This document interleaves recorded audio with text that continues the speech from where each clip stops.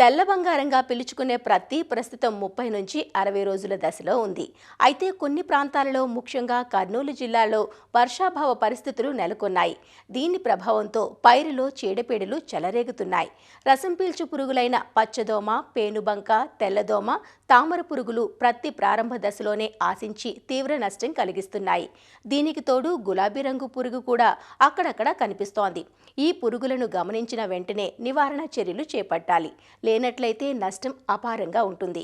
ప్రత్తిలో రసం పీల్చు పురుగులు, గులాబీ రంగు పురుగుల లక్షణాలు, నివారణ చర్యలు సూచిస్తున్నారు కర్నూలు జిల్లా Banavasi Krishi Vignana Kendram program coordinator doctor Raghavendra Chowdary.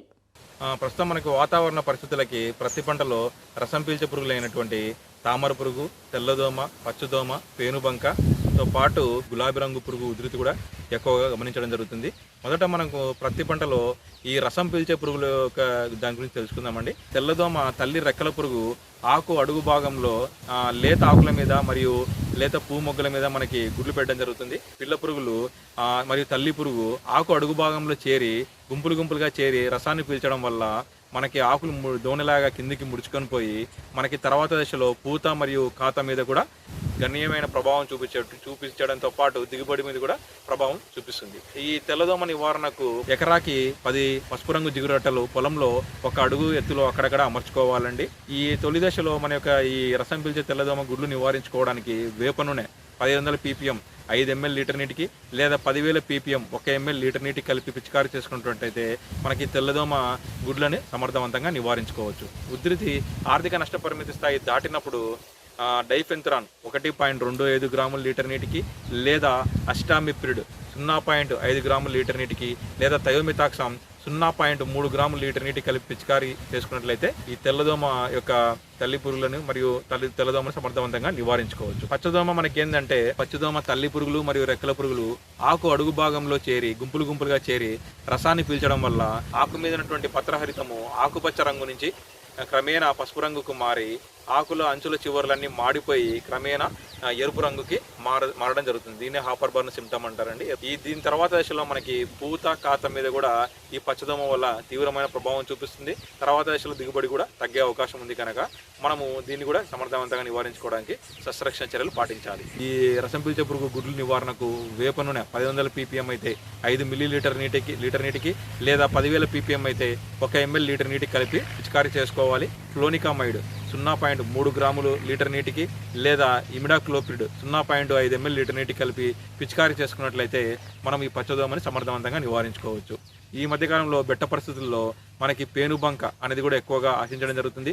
ఈ పేనుబంక తల్లి పురుగులు మరియు పిల్ల పురుగులు ఆకు అడుగు భాగంలో చేరి రసాన్ని పీల్చడంతో పాటు తేనె వంటి జిగురు పదార్థాన్ని విసర్జించడం వల్ల ఆ తేనె బంక మీద మనకి నల్ల మసి తెగులు కూడా ఆశించి కాండం మొత్తం వ్యాపించడం జరుగుతుంది. ఈ పేనుబంక నివారణకు ఇమిడాక్లోప్రిడ్ 0.5 ml లీటర్ నీటికి లేదా అసిటామిప్రిడ్ 0.5 గ్రాముల లీటర్ నీటికి లేదా థయోమిథాక్సామ్ 0.3 గ్రాముల లీటర్ నీటికి లేదా డైమిథోయేట్ 2 ml లీటర్ నీటికి కలిపి ఆకు మొత్తం తరిచే విధంగా అదే మొక్క మొత్తం తరిచే విధంగా పిచికారీ చేసుకున్నట్లయితే మనము ఈ పేనుబంకని నివారించుకోవచ్చు. ఈ తేనె వంటి పదార్థం విసర్జిస్తుంది కనుక ఒక పురుగు మందుతో పాటు శాండోవిట్ లేదా ధనోవిట్ లేదా స్ప్రెడ్ మ్యాక్స్ అనేటువంటి ఈ జిగురు మందులని 0.5 ml లీటర్ నీటికి కలిపి పిచికారీ చేసుకున్నట్లయితే పురుగు మందుతో కలిపి పిచికారీ చేసుకున్నట్లయితే మనము ఈ పేనుబంకను కూడా సమర్థవంతంగా నివారించుకోవచ్చు. నెక్స్ట్ వచ్చేసి మనకు ప్రస్తుతం ఉన్నటువంటి వాతావరణ పరిస్థితుల్లో అక్కడక్కడ ఈ తామర పురుగు కూడా ఆశించడం జరుగుతుంది. ఈ తామర పురుగు వల్ల మనకి తలమాడు వైరస్ తెగులు కూడా ఆశించడం జరుగుతుందండి. పైన ఉన్న లేత ఆకుల్ని ఆశించి రసం పీల్చడం వల్ల ఆకులు అంచులు కిందికి ముడుచుకుపోయి దోణిలాగా కిందికి ముడుచుకుపోయి మనకి ఆకుల అంచులు కాస్త నల్లగా మారడం జరుగుతుంది, మాడిపోయినట్టు.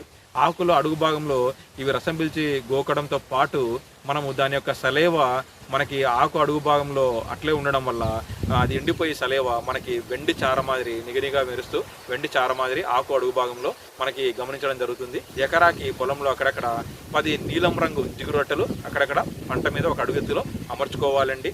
తామర పురుగు యొక్క ఉధృతి ఆర్థిక నష్టపరిమిత స్థాయి దాటిన వెంటనే మనము ఫిప్రోనిల్ 2 ml లీటర్ నీటికి లేదా ఇమిడాక్లోప్రిడ్ 0.5 ml లీటర్ నీటికి లేదా పైనోటోరం 0.9 ml లీటర్ నీటికి కలిపి పిచికారీ చేసుకున్నట్లయితే మనం ఈ తామర పురుగు యొక్కని సమర్థవంతంగా నివారించుకోవచ్చు. ఇవి కాకుండా మనకి ఈ కాయతొలుచు పురుగుల్లో అటువంటి ప్రధానమైనటువంటి పురుగు, ఆర్థికంగా ఎక్కువగా పత్తి పంటకు నష్టం చేకూర్చేటువంటి పురుగుల్లో మనకి గులాబీ రంగు పురుగు ప్రధానమైనటువంటిది. ప్రస్తుతం అక్కడక్కడ మనము ఈ గులాబీ రంగు పురుగుని ఇక్కడ నోటీస్ చేయడం జరుగుతుందండి.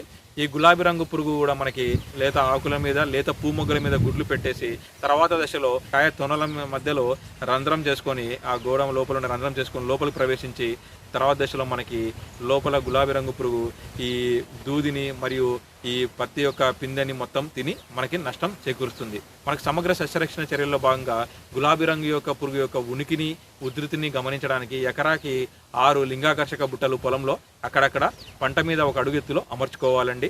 లేత ఆకుల మీద, లేత పూమొగ్గల మీదనే గుడ్లు పెడుతుంది కాబట్టి మనకు తొలి దశలో నివారించుకోవడానికి, గుడ్లను నివారించడానికి వేప నూనె 10,000 ppm అయితే 1 ml లీటర్ నీటికి, లేదా 1500 ppm అయితే 5 ml లీటర్ నీటికి మనము పిచికారీ చేసుకున్నట్లయితే ఈ గులాబీ రంగు పురుగు యొక్క గుడ్లను మనం సమర్థవంతంగా నివారించుకోవచ్చు. ఎకరా పొలంలో 20 కంటే ఎక్కువగా గుడ్డి పూలను గమనించినట్లయితే మనకి గులాబీ రంగు పురుగు ఉధృతి స్టార్ట్ అయిందని మనం గమనించుకుంటూ ఉండాలి.